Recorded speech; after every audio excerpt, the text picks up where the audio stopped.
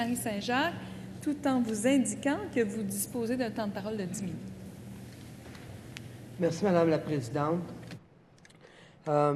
J'ai trouvé vraiment en mon fort intérieur important de venir intervenir à cette étape-ci de la malheureuse adoption du projet de loi 70, parce que depuis toujours, je travaille avec des personnes assistées sociales et depuis toujours, je sais fort pertinemment que lorsqu'arrive l'étape d'une vie où les gens doivent se retourner vers l'aide sociale, tout le stigma, tous les préjugés largement entretenus dans les débats pèsent sur leur épaule et ça fait en sorte que ces gens-là, et je reprends des mots que j'ai tellement entendus dans ma vie, Madame la Présidente, c'est avec la honte au cœur que ces gens-là vont demander de l'aide sociale. Et pourtant, au Québec, ça fait longtemps qu'on a choisi que l'aide sociale, c'était un droit. Pas un privilège, un droit. Pourquoi? Bien, parce que dans nos chartes des droits et libertés, dans nos signatures des conventions internationales, dans comment le Québec a sorti de la période noire des années 50, on en a convenu collectivement qu'il fallait prendre soin des uns des autres. Alors, Madame la Présidente, aujourd'hui, mon cœur saigne.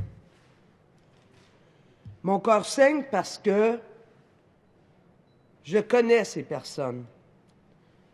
Mon cœur saigne parce que jamais de toute ma vie, j'aurais pensé que le jour où on revenait à des pratiques d'un autre siècle, qui était de sanctionner les gens qui sont victimes souvent des impacts de comment fonctionne notre société, je ne pensais jamais que ce jour-là allait arriver où moi, Manon Massé, j'allais être obligé de voter sur un projet de loi qui nous ramène dans des pratiques qui ont largement démontré que ça ne donnait rien. En fait, que c'était juste une punition de plus. C'était juste de renchérir sur ces personnes-là qui déjà sentent le poids du regard de notre société, leur dire, bien, vous êtes tellement pas fin, vous êtes tellement pas bon, que dans le fond, là, on va vous donner une pénalité si vous ne venez pas chercher votre chèque. Comment vous voulez qu'on vive dans dignité quand on se fait traiter comme ça? Et je ne croyais pas non plus qu'on allait... Je me souviens des luttes des années 80 où il y avait une telle différence entre le revenu des jeunes en bas de 30 ans à l'aide sociale et le revenu des plus de 30 ans, où on s'était dit à ce moment-là, c'est fini cette discrimination, c'est fini de mettre volontairement des gens dans la pauvreté, et on s'est tellement dit que c'était fini que de façon unanime, au début du 21e siècle, au début des années 2000, on a adopté ici même dans l'enceinte une loi pour contrer la pauvreté. Une loi qui disait que d'avoir assez de revenus pour sortir la tête de l'eau, c'est comme ça qu'on lutterait contre la pauvreté. La loi 112, en fait, si j'étais riche, là, je poursuivrais le gouvernement.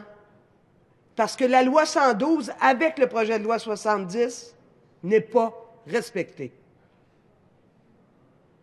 Alors qu'elle a été adoptée à l'unanimité, j'insiste.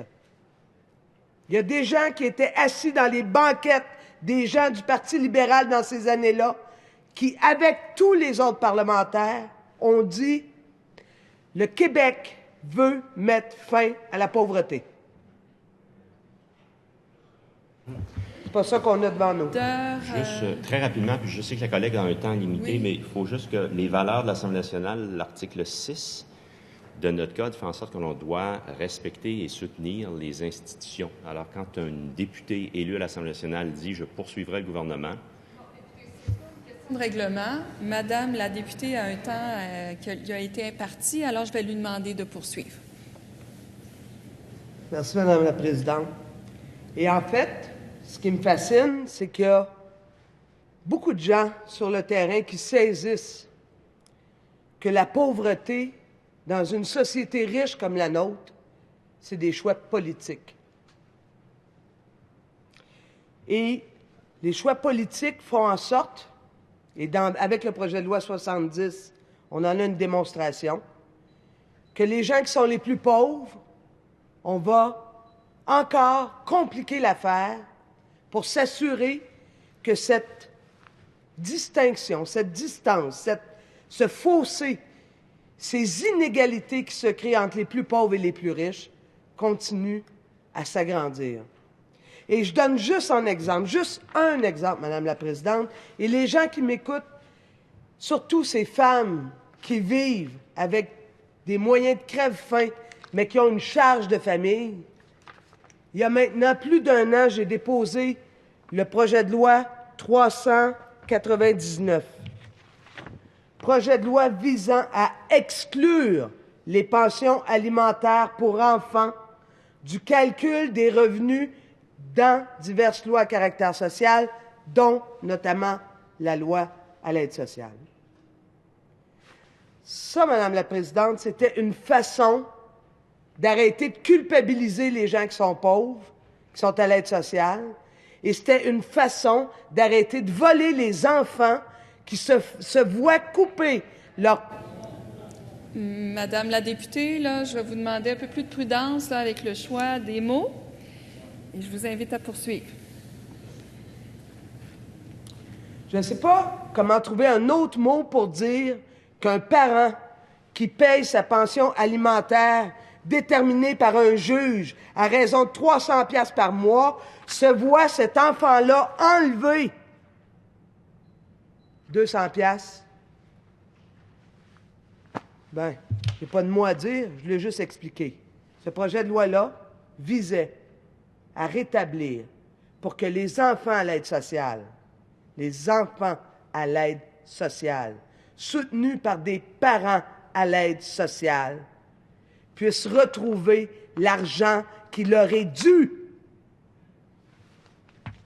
On est en plein surplus budgétaire. La Colombie-Britannique a vu cette inégalité dans leur loi. Au moment où ils ont atteint l'équilibre budgétaire, et là, nous, dans notre cas, on parle de surplus, ils ont rectifié cette injustice historique. Non, nous, on va adopter un projet de loi qui va pénaliser les premiers demandeurs s'ils ne répondent pas exactement à ce qu'on veut. Alors, mon cœur saigne.